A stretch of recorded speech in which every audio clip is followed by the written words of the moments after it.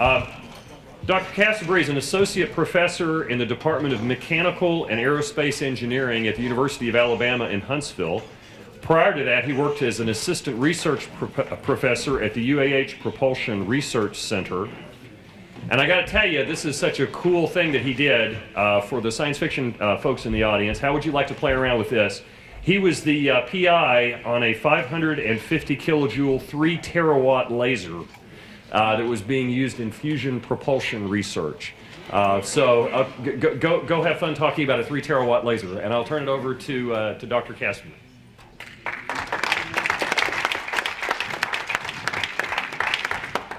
All right, thank you, Les. It's an honor to be here speaking today. I appreciate you all being, not that you have a choice if you've registered and showed up, but anyway, I'd also like to acknowledge somebody else in the audience, John Cole. So the reason for this is because, so I've been wanting to do fusion propulsion since high school. I read an article in Discover magazine that just sort of, captured my imagination. So those of you that write science fiction, it has a lot of relevance to people because it really gets people excited about things. And Discover magazine is nonfiction, but it's kind of the National Enquirer of science magazines, So, but anyway, it is just this thing that I couldn't let go of until I finally got to Illinois and met a professor there by the name of George Miley, who directed me to UAH. And one of the things that happened was Rod Burton, who was also at Illinois, wrote a letter of recommendation, and it went to John Cole. And so between that and him helping circulate my resume and also funding the first fusion propulsion project that I was a part of at NASA Marshall, he really had an integral part. Since he was in this audience, I just wanted to call him out and embarrass him a little bit, but thank him for that. So let's go ahead and get started. So we're going to talk about the Fusion Propulsion Research Program at UAH and just kind of looking ahead to what can we do with fusion propulsion in the solar system and beyond. So we're going to talk about the motivation and challenges for fusion propulsion, followed by a discussion of our Fusion Propulsion Research Facility, which brings us to one of our main objectives, which is to develop the research teams that can apply these propulsion systems for human flight to the planets. And more specifically, we're going to talk about one of the types of experiments we're going to do. We're looking at the lithium deuteride fuel cycle. That's not the only fuel cycle, but it's the one that I'm primarily focused on, so I'll discuss that. The current status and near-term milestones for Charger 1, so you'll see where we are with fusion propulsion research. And then we'll do some mission analysis and kind of talk about the performance for going to the planets and beyond. So the primary motivation for advanced propulsion in any form is really just to get to the destination faster. Bruce gave a fantastic talk earlier, and by the time we get this developed, he'll have several probes already out turning around and going neener to the rest of us. So it's a really enjoyable talk this morning. But if we start to send humans, we want to bring them back, and so we really have to keep thinking about nuclear power. And I want to emphasize that, while I focus on fusion, we have to have nuclear electric power to start up. The Voyager spacecraft has RTGs. The previous talk mentioned it would have an RTG of some type. We would need a nuclear reactor for restarts of our system. So even a reactor is a significant amount of power. It's like a car battery for this multi-megawatt behemoth that we need to get around the solar system with humans. So this chart here shows the round trip time in years versus the initial mass and low Earth orbit for vehicles. And you can see as the technologies progress, going from nuclear thermal to advanced nuclear electric to fusion and then more advanced fusion, you can start to push that round trip time down from several years with chemical down to actually months going to and from Mars. So that's the primary motivation. And so there are lots of reasons for doing it. One of the big ones for us is to help reduce the amount of time, minimize the exposure time for radiation hazards on humans. You can argue against gravity because you could perhaps rotate the vehicle, provide some sort of artificial gravity. But it's really hard to shield against galactic cosmic rays. So this is a chart that was put together by another member of the audience, Dave Hewitt. He's one of my graduate students, and also a real live professional engineer in his own right. But anyway, so he put this together. This chart here shows basically the effective dose on humans versus the probability coefficient for basically things like fatal cancer. So you see it gets worse and worse the longer you are exposed. So we want to do this with fusion, but it's got some problems. It's got some big challenges. Number one is we're fresh out of working reactors, so we're still developing that technology. The Department of Energy has two main concepts that they're looking at. One is ITER, so we're a junior partner of an international program. And ITER is enormous, and so it's comparable to Yankee Stadium over here.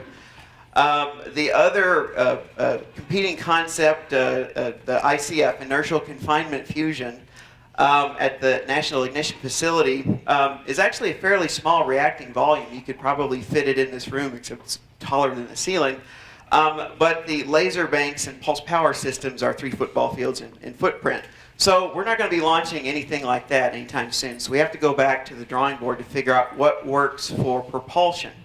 The other problem is that the temperatures that we need, the plasma needs to burn. I don't mean chemical combustion, I mean fusion burn on very fast time scales, and so we actually have to have temperatures 10 to 100 times what's in the interior of the sun.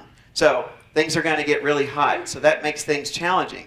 And finally, the fuel that goes the easiest is deuterium with tritium. That's the one that everybody talks about because the reactivity is an order of magnitude higher than anything else. But the problem is tritium has to be made artificially in a nuclear reactor, and since the 1950s we've made about 250 kilograms, and we would need maybe a few tons for one mission to Mars. So we're thinking, okay, let's strike tritium from the books, and let's consider other fuels that end up being cheaper, because if we did manufacture it, it's about $30 million a kilogram.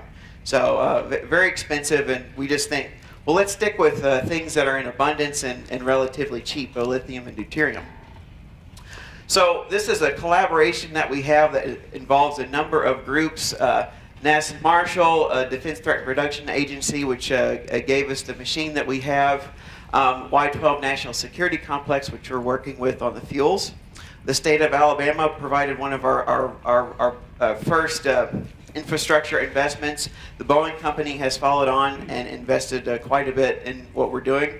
And L3 Communication, which actually built the machine that we're now using. So University of Alabama in Huntsville is the one that owns the machine, and we fall under the Propulsion Research Center there. That's my affiliation, and this is just an org chart. It's led by Dr. Bob Frederick, and I won't go into this, but this is basically just the different subdisciplines of propulsion that we do there. So here is Charger 1. So Charger 1 is the name of this pulse power facility that we have. It is located on the Redstone Arsenal in the Aerophysics Research Center. Most of this facility actually is comprised of all sorts of interesting hardware, the biggest of which is a 2-stage light gas gun. I'm not crazy about this. The gas gun is the second biggest gun in the world, and we're at the wrong end of that with our this is Ross Cortez. He's been with me for a long time. He's the project manager for this and a PhD student of mine. And this is not a staged picture at all of him doing something very important and not vague on the machine in the front end. This is the open end on the back side there. This is where the capacitors go. This is basically the teeth of the machine. You have these big, what we call mark sticks that slide in. They're in there now, and so we're actually getting ready to charge the machine for the first time. So this is a picture that I spliced together. The building isn't big enough to step back and get one picture, so I had to take a bunch of them and then try to Photoshop it all together. But the trigger system for the whole machine would be back here somewhere, and then this entire back end is filled with transformer oil. The second stage of the machine is filled with deionized water, and there's a deionization system that filters that water through there. There's a series of 6 spark gap switches, and then what we have called the output line here, which basically takes all this power, which is about a half a megajoule, and discharges it into a load. So this whole thing is about 50 feet long, and it discharges into something that's about a couple of centimeters long and about the diameter of a human hair. So it takes a lot of engineering in order to design something to get that much power into a small target.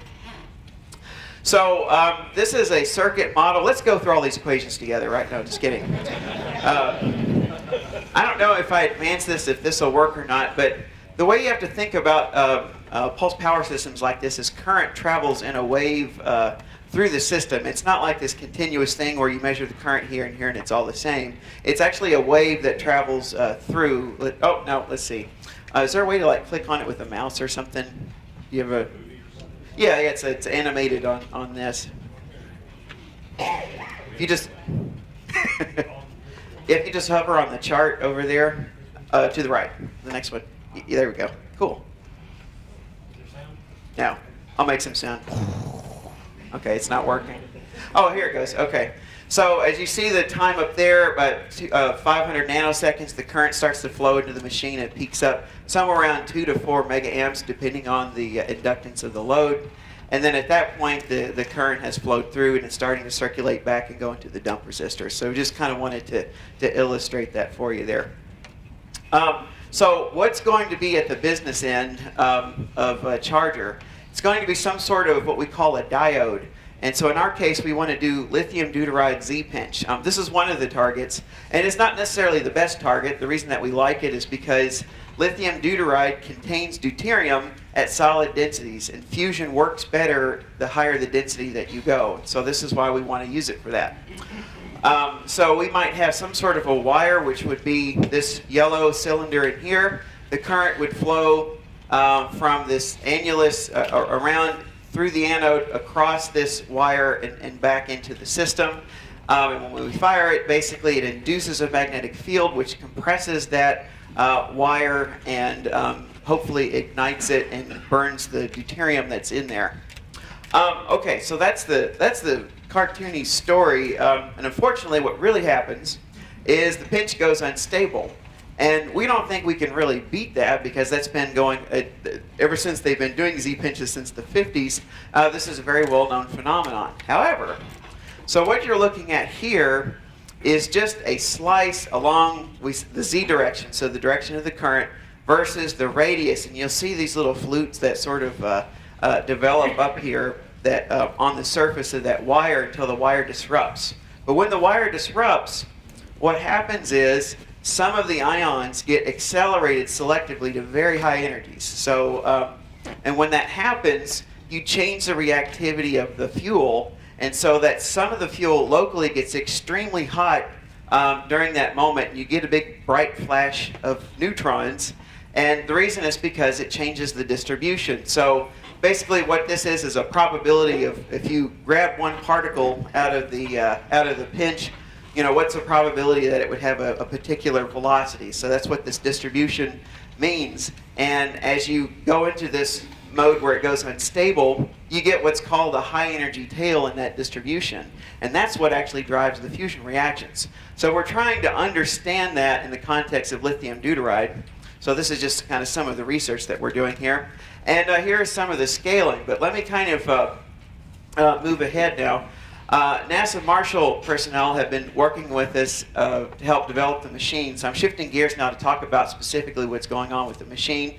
We're doing lots of modeling and developing the physics and the code. And the thing that I really want to focus on here is that the education and training. We have 6 graduate students and counting that are working on different aspects of this machine towards advanced degrees, and one of those students is going to Y12 this summer to work with them on how to handle lithium deuteride, because anything involving lithium tends to be kind of nasty, so there's specialized skills involved there. We have some near-term milestones, and just to summarize real quick, we're trying to get the machine operational this year. We've had it since 2012. We've had some setbacks, but we're now starting to get moving again. So this is part of our water deionization system, which was funded by the Boeing Company. This came right before Thanksgiving, so we got 15,000 gallons of transformer oil. That was not easy to get funded, by the way. So here's the truck delivering it. The tank itself came from NASA Marshall. This concrete pad was one of the bottlenecks, and here's why. In Madison County, there is a blind cave shrimp that lives in 2 caves that they have found, and they had to study the environmental impact of this patio's worth of concrete, along with, it wasn't just the shrimp. I don't want to blame the shrimp. Shrimp is great, but things like that held us up for 3 years while we waited to get approval to pour that concrete pad. So so there was a really nice talk yesterday about ethics, and so here's where ethics sort of held us up a little bit. Don't get prejudiced.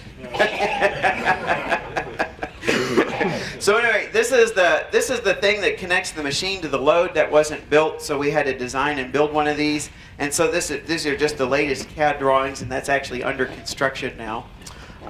Here is some results from the Y12 work where they've actually made wires. So we'll probably just snap off a little piece of that when we're trying to figure out how to connect that into charger somehow. So that's an ongoing effort. You can't really use wires, but we would like to inject them repeatedly for a fusion propulsion system, and so this is just kind of a conceptual idea of how we might do that. So let's talk about mission analysis before I run out of time here. This is a vehicle that was developed by the Advanced Concepts Office as part of the beginning of our program, and it's largely derived from an earlier NASA HOPE RASC study that was done 10 years prior to that. And so this is the basic vehicle. So you've got the propulsion system back here. You've got the energy storage, which basically runs the fusion reactor, and you've got fuel and radiators here. You've got your nuclear fission reactor, which basically provides house power for the humans up here, and then restarts the system. And then you've got habitat radiators, and then the habitat up there. So this is kind of the basic vehicle.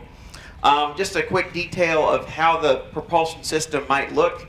There's awful lot of hand waving, so don't take this cartoon too seriously. But basically, the fuel, the discharge pinch would go this way, and then the current would have to recirculate back by wires that we create repeatedly. And then a magnetic nozzle, which would focus and expand the plasma, similar to a regular nozzle.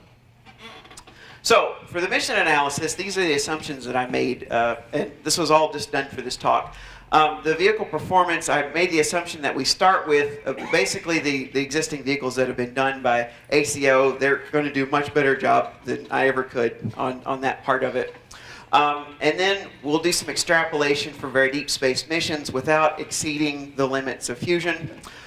Vehicle components, component mass, I took from the design reference mission 5 for the Mars studies that have been done. And I assumed 186 metric ton crew modules. So I took the 3 modules that they wanted to send on DRM-5, stuck them all on the same vehicle. And I used Apache conic hyperbolic trajectories. So on the left-hand side, this is where the planets are all the way out to Ceres as of, I think, Saturday is when I did this calculation. And this is the outgoing and return trip. And by the way, don't take the return too seriously in terms of where we start, because I just tried to make things symmetric. But it's actually the trajectory is more what to pay attention to. So this is a 4-month round trip, neglecting how long you stay at Mars. Then if you look at the outer planets, you start looking at the gas giants of Jupiter and Saturn. I assume that we would stop at Europa or Titan, and here you can see the orbits of Jupiter and Saturn. And you're starting to see the orbit of Earth get smaller and smaller the farther out you go. And then if you start to look really deep in the solar system, let's see, I said Uranus, we're going to stop at Titiana, which is, I think, the largest moon there. Neptune's Triton. And then I decided, well, we've seen Pluto. Let's go to something a little farther out, because Pluto kind of overlaps with Neptune. So I looked at Eris. And so these each take a round trip of 8, 17, and 44 years respectively, and you can see these trajectories start to look more and more like straight lines out to these destinations. And then finally you start to look really beyond our solar system boundary, past 100 AU. Things get a lot harder. So right at 1,000 AU, you can see the orbit of Sedna, which is highly elliptical, and the OARC cloud is entirely contrived. So I have these little circles up here and down here that indicate we might see a comet or two on the way out. It takes a 60-year round trip time with our propulsion system in order to actually get there and come back.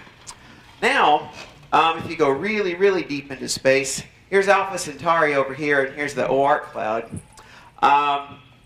This is 3 times 10 to the 5 AU, or roughly 4 light years.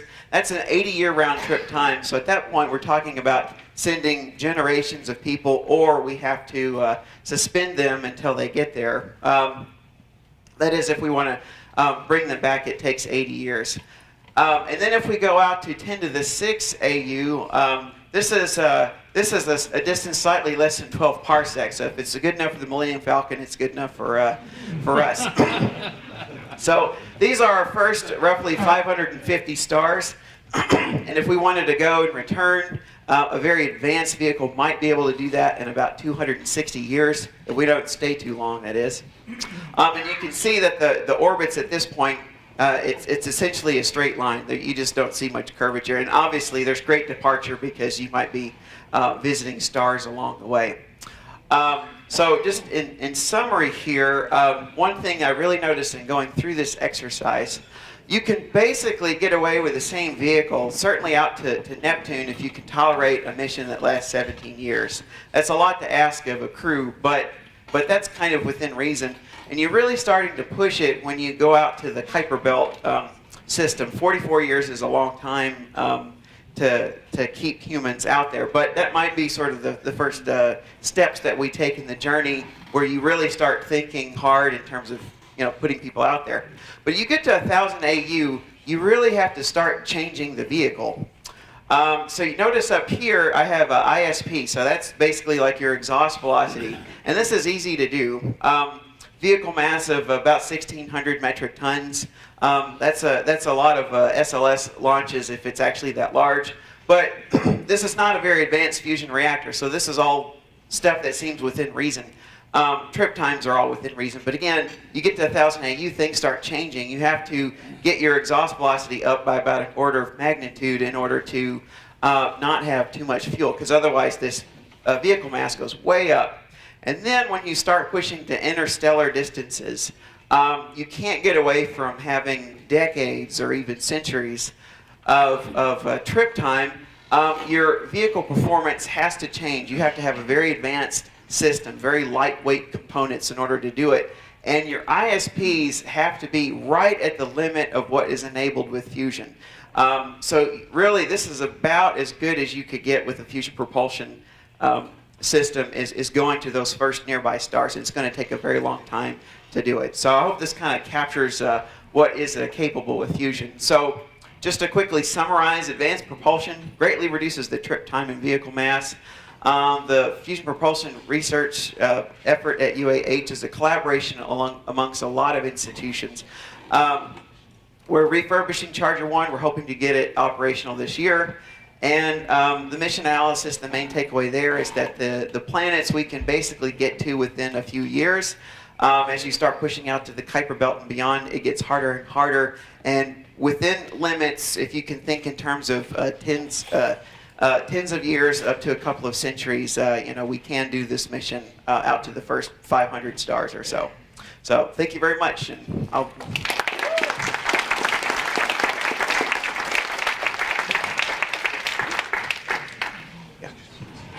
Any questions? We have time for questions. Can you go back to your previous slide? So you've got 10 kilowatts per kilogram for your very deep space missions. I'm skeptical that that's credible. That's very skeptical. That's credible. So how did you calculate your specific power? How did I calculate the specific power? I didn't. Basically, if you go into the literature and look at the estimates for what specific power is possible, you see numbers like 1 to 10 all throughout the literature. So I have not gone through and really fleshed that. I'm saying if you want to do this mission, that's actually what it's going to take to do that. So I would suggest it's much higher than that. The specific power should based on the propulsion mass, which is the power system, the radiators, and the engine. So it's probably more like 100 or even more. Well, if you can do 100, that's even better. Yeah. Yeah. I mean, I'll talk to you later and go through the calculation. Sure. Yeah, I'd love to chat with you about that. Sure. Yeah, go ahead. Yeah, short question. What are your mass ratios for the interstellar emissions? I can't quite read them back here. The mass ratios, I actually, I mean, I could go back and get that information, but I didn't calculate it and capture it on the slides. For the interplanet missions, you're talking about of the order of 50% or so, like Mars and Jupiter and things like that. And it gets smaller and smaller the farther that you push out. I mean, certainly interstellar, it's tiny. Your payload mass fraction is 1% or it's mostly just a giant, fuel tank flying. Any other questions? All right.